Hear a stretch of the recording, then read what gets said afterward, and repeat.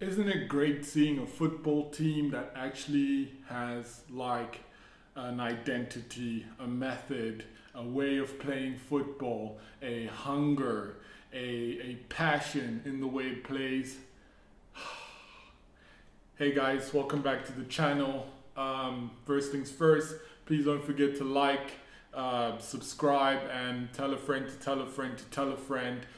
This is the post-match Chelsea versus Burnley. Chelsea have just won 2-0, and I'm going to go through the cons and the pros of the match, and yeah, let's see how it goes. Very dominant performance from Chelsea. Very excited to see the way each player kind of got into the system. It's good that Tuchel had a week with the boys where he could properly work on what he wanted. Obviously, you could see that there is a system that he wants to play, but the whole team is not fully engulfed in it yet. But it's showing signs, and that's what's most important to me is showing of signs. With Lampard, unfortunately, we couldn't see anything. There was no signs to say that, oh, you know, something different or new was going to happen. So this is great to see the team playing the way they did. But unfortunately, we have to get into the cons first. First off, with the cons, the first one, the first half was the most boring half of football I think I've watched all season. Yes, we did have a couple of chances with Timo Werner, CHO coming down the wing, Mason Mount, but it just wasn't working out. Unfortunately, Tammy Abraham had a howler of a first half, so that contributed to the team being stale, not being able to move properly, and eventually you could see that we were going nowhere slowly. But luckily, we got the goal, which I think we did deserve, but we could have done better in just our approach in the way we were attacking. But yeah, again, the first con has to be the horrible, not most horrible, but the most boring first half I've ever watched. Burnley weren't really trying to attack. I mean, they had a spell for like 5 minutes, but other than that, they didn't really want to attack. So it was left to just Chelsea attacking, and it was just horrible. Second con has to go to Tammy Abraham for his display today. Unfortunately, Tammy Abraham wasn't amazing at all. His passing was awful. His running into spaces was non-existent. He just didn't gel well with Timo Werner, and it just looked like both of them were off. Even with the goal, both of them were running from the wing, so it was pretty easy for Burnley to defend. Thank goodness Azpilicueta made the overlap run and was able to score. But yeah, again, Tammy Abraham had to be taken off at halftime, and it made sense. It wasn't an injury, it was just he was just not playing well, and the system wasn't working with him in it. The third con is something that we also had in the Frank Lampard era, and that was shooting. Luckily, with Tuchel, you could see that, you know, more of the boys are trying to shoot. Kovacic is trying to shoot. Werner's trying to shoot. Mount is trying to shoot. Everyone is trying to get in there and take a shot. But if we're honest, the accuracy of these shots was just off. It was completely off in the first half. We didn't look like we were getting anywhere near Pope's goal, and it just looked horrible. But it's one of those things that, you know, the more they get to play in the system, the more it makes sense, hopefully. But you would think with professionals, shooting, I mean, is just like passing. It's one of those fundamentals that you have naturally and innate. But unfortunately, that wasn't the case in the first half. So that has to be the third con for the match. And the final con before we get into the fun stuff is penetrating through the middle.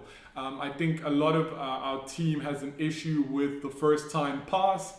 I saw Timo Werner making runs, not just in the first half, but all throughout the game, making a run right through the middle, hoping for someone to give him that first time pass, and no one did. It would go to a wing, which most of our attack came from CHO and running on the right. It made sense. But at the end of the day, I think we utilize Timo Werner more if we give him the first time pass and he can run onto it. But other than that, those were the cons for the game. We move into the pros. So number one pro is we attacked well in the second half. I think we came out with the Tuchel giving the boys like an earful of how boring the first half was, and the team came out. The passes were quicker. We're moving forward quicker. There was an urgency to score the second goal. Usually with Chelsea, after we score one goal, we sit back and and relax a bit, and that's how a lot of teams have come back and drawn. I'm thinking of the Southampton game where we were 2-1 up and we just sat back and they finally equalized.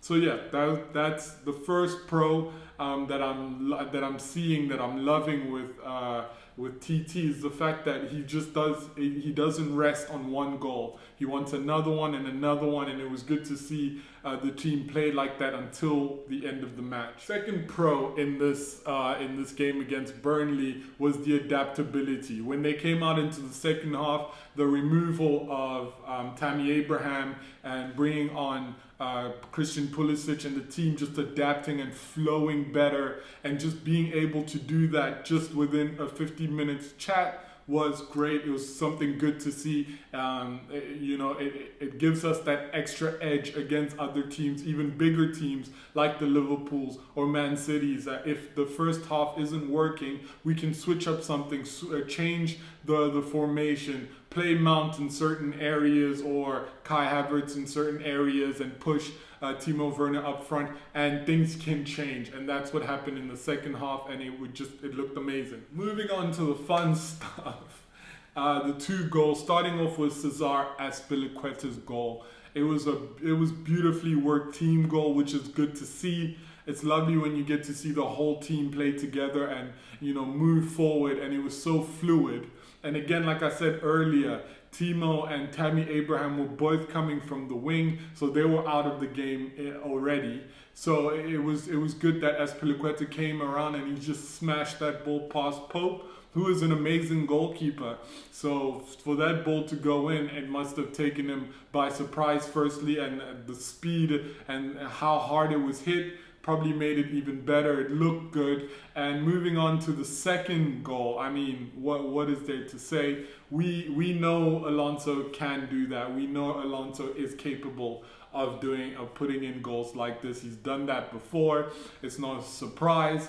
I know a lot of Chelsea fans are upset with him with the whole, what happened with Lampard, and I think it was at West Brom where he sat in the bus at halftime. He had a bitch fit, but given the chance, I think today, although defending, he didn't have to do much defending, and even attacking, because most of it was coming from the right, but still that goal is just, it sums up a performance, a Chelsea performance that's deserved. I know a lot of the pundits are going to be like, because I almost said something horrible, because they're still in love with the whole Lampard situation.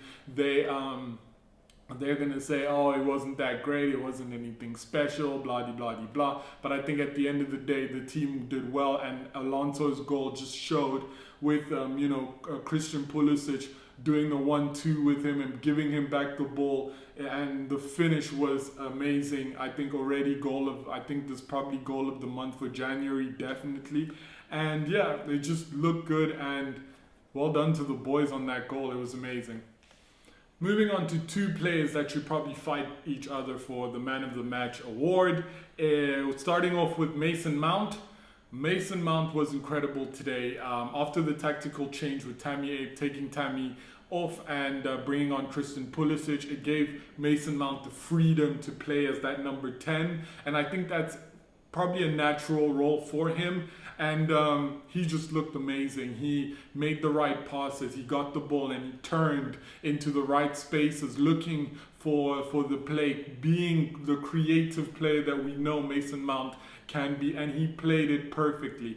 I think if it wasn't for the next person I'm going to talk about, he definitely deserved Man of the Match. Kai Kai Havertz is in trouble if Mason Mount keeps producing, moments like he did today. And the truth is, Mason Mount is, you get the same thing from Mason Mount every single time, so it's going to be a problem for Kai Havertz. But obviously, because of the price tag, I think Kai Havertz is going to have it easier getting into the team than Mason Mount does. Also, unfortunately, this is showing that you probably can't play Kai and Mason Mount in the same game. So that's going to be another headache for us Chelsea fans. I'm sure Tuchel knows what he wants and what he's doing. So it's going to be interesting to see how he plays this and how he incorporates either Mount or Kai Havertz into the team. Moving on again to me eating humble pie for the second match in a row. Hudson-odoi again. I will repeat for those who didn't know, I was a big hater of Hudson-odoi for a very long time. I used to talk shit about him all the time, so now I have to eat my words because he has shown, he has proved, he has exceeded expectations today again in the way he played. I honestly, it's one of those performances that you cannot put into words. His work rate, the way he moved forward, the crossing, the tracking back, like just everything in his game was absolute perfect. He almost reminded me of prime Victor Moses under Antonio Conte. It was one of those performances where he's just the player transformed and became, just the superstar in the field. I think again he was the best player on the field by a mile, and it's going to be interesting to see how Thomas Tuchel plays against Tottenham during the week. But my word, again, I take it back, and you've proved me that you are the player that you say you are and people say you are. And I'm glad you didn't go to Bayern Munich just yet. I don't know if that opinion might change because everyone's trying to impress Tuchel right now. And so everyone's putting in the best performances. But hopefully we keep seeing this column and he keeps bringing out these performances every single week. Right, guys. Anyway, thank you again for joining me and watching this post-match.